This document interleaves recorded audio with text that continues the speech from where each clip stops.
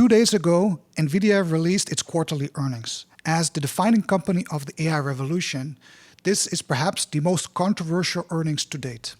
Nvidia, which is now the largest company in the world, it makes up roughly 8% of the S&P 500 and 10% of the Nasdaq 100, and many investors are calling this an AI bubble. Yet Nvidia shows significant growth and real substantial earnings. Just in the last quarter, it was up by 11 billion, which is almost as much as Intel's last quarter total revenue.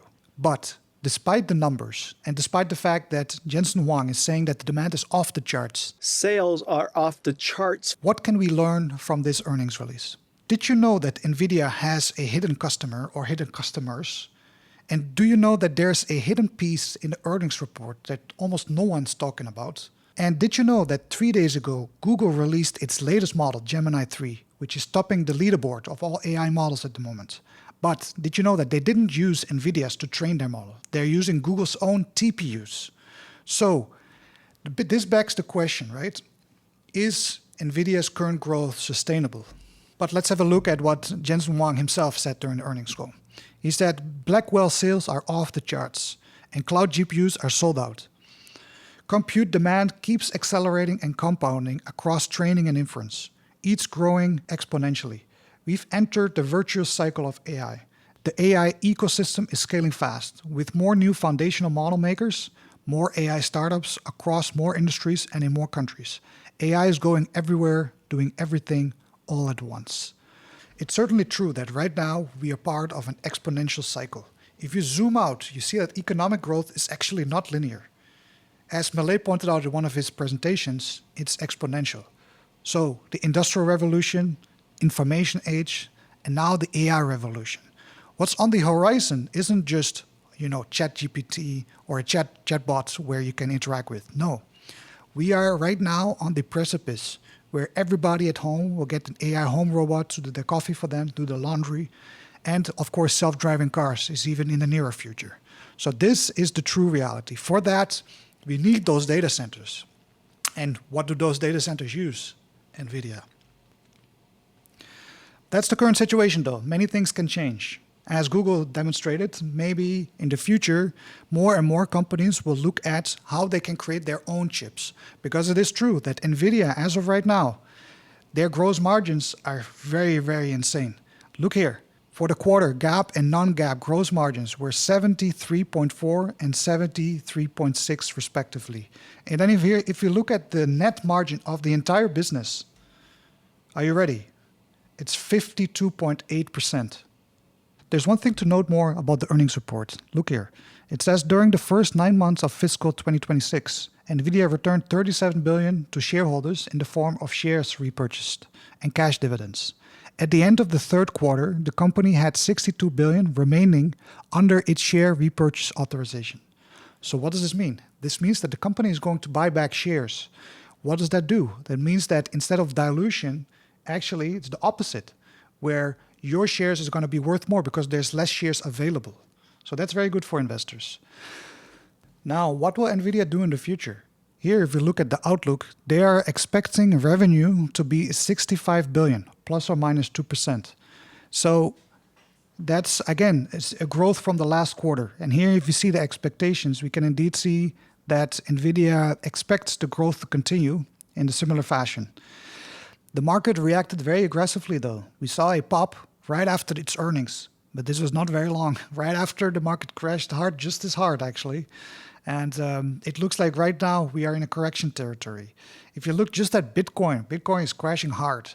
And I think actually the reason why many people sold after the earnings popped is I think we are now in a different market regime as before. We have changed from a bull regime to a bear regime. For how long? Nobody knows. I think not for very long, to be honest, because if we look at just Nvidia's forward earnings, it's actually not as expensive as you would expect. The forward earnings right now is actually at 26.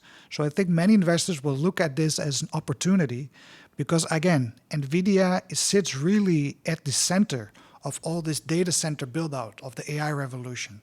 So it's really the best company to buy if you believe in the AI thesis. Like if you compare Nvidia, for example, with AMD, it's no question which one is better.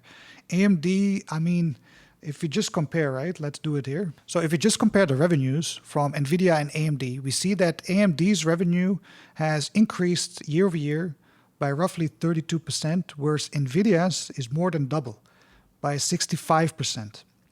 Even the 2 year is much better for Nvidia. So in terms of growth, Nvidia is growing at a much faster pace.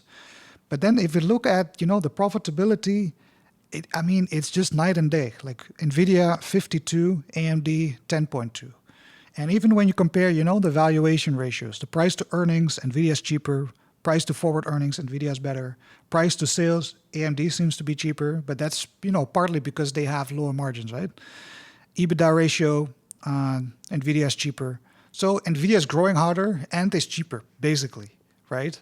And we know that, it's not AMD chips that everybody wants. It's the Nvidia chips that everybody wants. So they have the market leader position, which gives them the pricing power. And one interesting to see is, like, if you compare Nvidia with a very good company such as Microsoft, now you look at, the profit margins. You see that Nvidia's profit margins is just insane. It's insane, especially for this amount of capital that they're making, 57 billion, right? Now, I have seen a controversial article from Just Dario, and he says that Nvidia earnings more questions than answers on the state of the AI bubble. He seems to be quite a bear when it comes to Nvidia, and he says that, did you notice that for the last 9 quarters, Nvidia has always beaten analyst expectations for revenues and revenue guidance by 2 billion. He seems to think that Nvidia is crafting its earnings to continue pleasing Wall Street. As you can see here, without the amount of revenue growth made possible by financing clients' purchases and represented by the growth in accounts receivables, Nvidia would have missed revenue expectations by 3.49 billion. So he's saying that if the future earnings were not counted, it would have missed the current earnings.